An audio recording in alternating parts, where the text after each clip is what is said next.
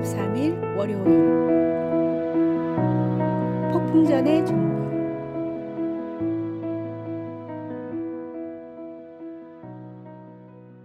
농장을 믿고 맡길 수 있는 직원을 구하던 농부가 있었습니다. 지원자 중에 한 지역 유지에 추천장을 들고 온 남자가 있었는데 거기에는 이렇게 쓰여 있었습니다. 비바람이 몰아쳐도 마음 놓고 잠을 자는 사람. 이 내용이 칭찬인지 경고인지 알 수 없었지만 인상이 좋아 그를 채용했습니다. 일주일 후 갑자기 밤에 거센 폭우가 내리기 시작했습니다. 농부는 놀라 밖으로 뛰어나가 직원을 찾았지만 보이지 않았습니다. 혹시나 싶어 숙소로 갔더니 그는 세상 모르고 잠을 자고 있었습니다. 화가 난 농부는 소리를 질러 직원을 깨우고 서둘러 외양간으로 갔습니다. 그러나 놀랍게도 수로는 안전하게 파여 있었고 구멍 난 지붕도 말끔하게 수리되어 있었습니다. 곡물을 보관하는 창고도 물 새는 곳이 하나도 없었고 밭에 있는 집단들도 단단히 묶여 있고 방수포로 덮여 있어서 걱정할 필요가 없었습니다. 그제서야 농부는 추천장에 쓰여 있는 내용이 어떤 뜻인지 깨달았습니다. 진정한 안식은 게으름에서 오는 것이 아니라 미리 준비하고 대비한 자에게 주어지는 축복입니다. 깨어있을 때 최선을 다해 준비하고 모든 일에 성실하게 임하는 사람만이 어떤 위기가 닥쳐와도 마음 놓고 쉴 수 있습니다. 오늘의 말씀. 내 빈궁이 강도같이 오며 내 곤핍이 군사같이 이르리라. 오늘의 만나. 기초를 튼튼히 다지고 말씀으로 무장하며 기도로 깨어있는 삶을 살아가십시오. 오늘 할 수 있는 일을 내일로 미루지 말고 주어진 모든 책임을 성실히 감당할 때 어떤 상황에서도 참된 평안을 누릴 수 있습니다.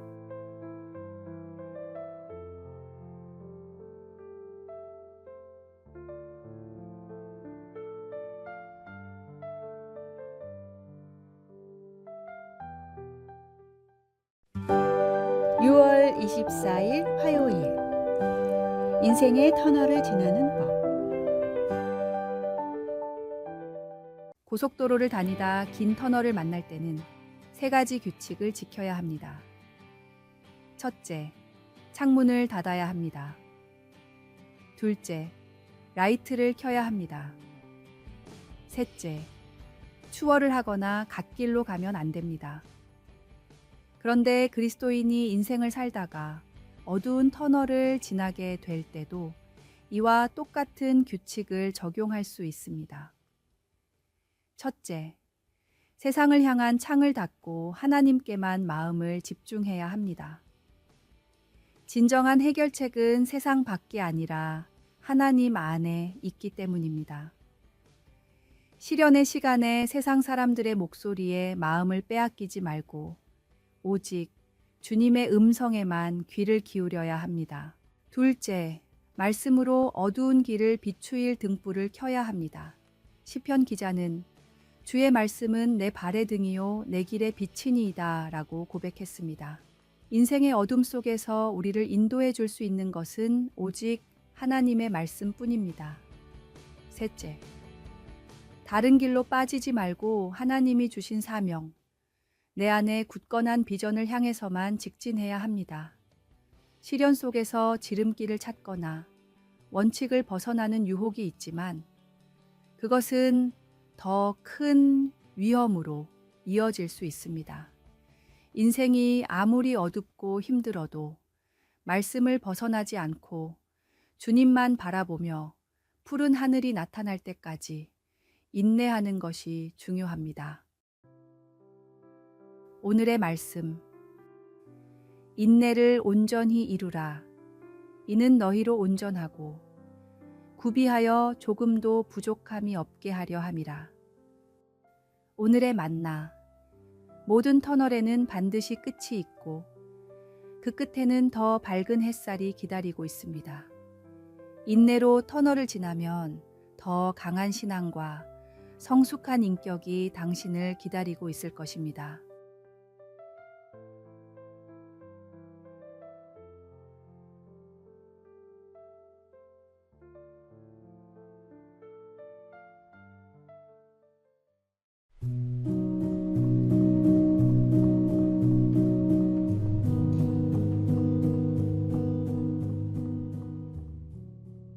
많은 교육 전문가들은 아이들이 어렸을 때 반려동물을 키우는 것이 좋다고 합니다.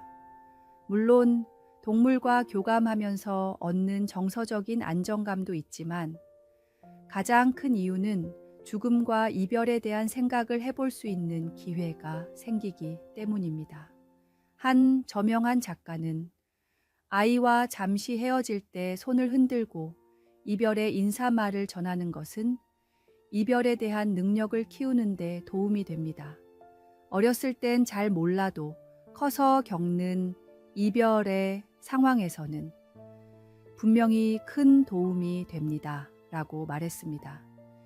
이별을 경험하고 받아들이는 법을 배우는 것은 인생의 중요한 과제입니다.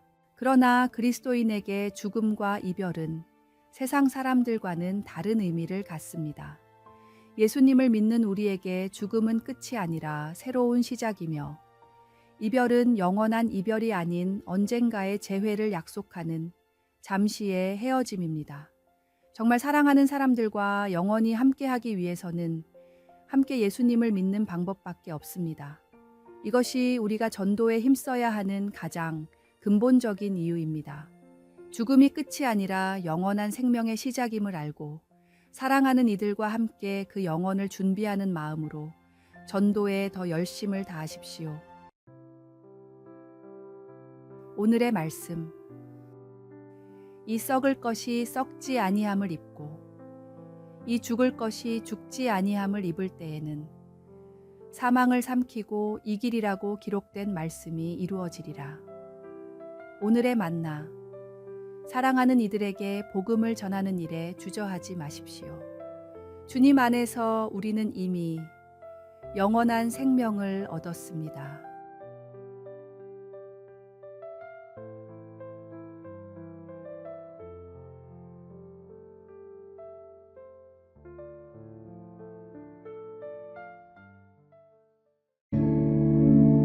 (6월 26일) 목요일. 작은 관심에 큰 영향. 잦은 강도와 범죄로 무기징역을 선고받은 범죄자가 있었습니다. 같이 범죄를 저지르던 사람이 범행 도중에 살인을 했는데 옆에서 방조했다는 이유로 무기징역까지 받는 것은 너무하다고 생각한 그는 3년에 걸쳐 탈옥을 준비했습니다.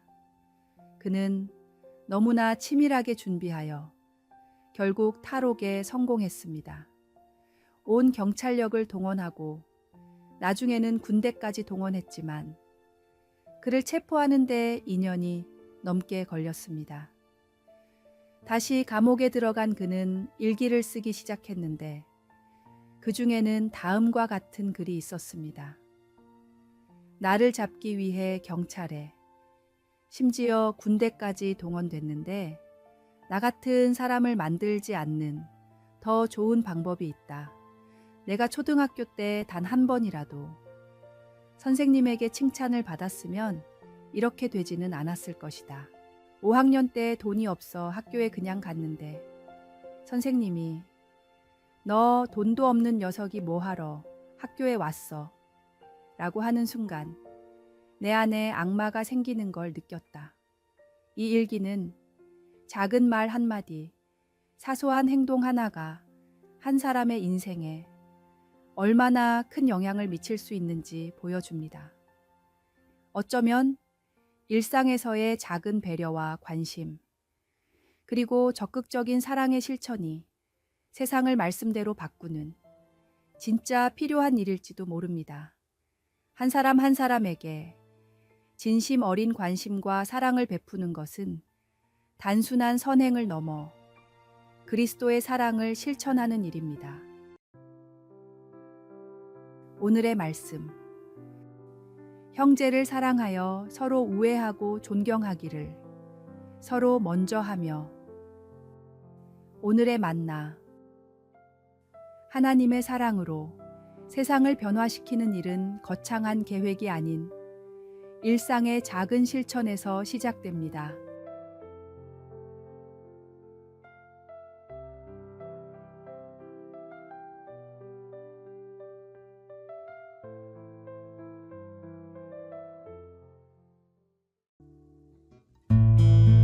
(6월 27일) 금요일. 분노를 다스리는 지혜. 건강보험평가원에 따르면 분을 참지 못해 홧김에 폭력을 휘두르는 분노 조절 장애가 몇 년 새 40%나 급증하고 있다고 합니다. 현대 사회의 스트레스와 불안정한 환경이 많은 이들의 정서적 건강을 위협하고 있는 것입니다. 하버드 의대 박사는 평소의 관리로 이런 감정과 정서적인 어려움을 다스릴 수 있다며 5가지 방법을 권했습니다. 첫째, 일반적인 스트레스에 대한 반응을 관찰하십시오. 평소 스트레스에 대한 반응을 알아야 그 심각성을 깨달을 수 있습니다. 둘째, 자신을 소중하게 여기십시오. 자신을 소중히 여기는 사람은 다른 사람에게도 함부로 하지 않습니다. 셋째, 영혼에 유익한 일에 투자하십시오. 책을 읽고 음악을 듣고 기도를 하고 말씀을 묵상하는 일은 정서적으로 큰 도움이 됩니다.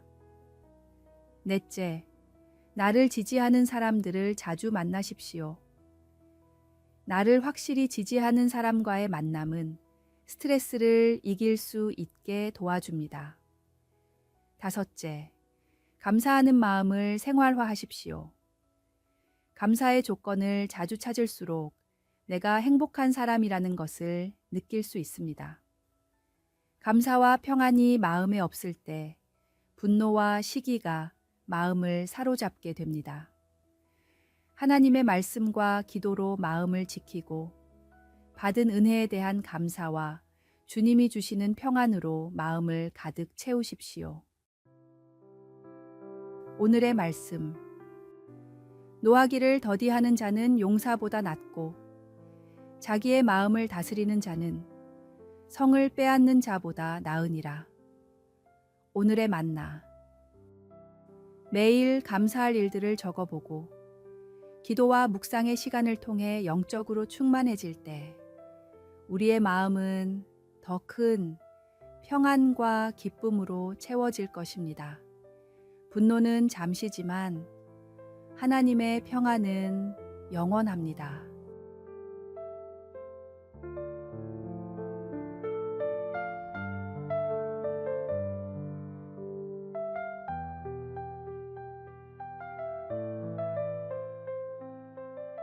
아래의 빨간색 글자 구독을 누르시어 더 많은 전도의 열매를 맺으시기를 기도합니다.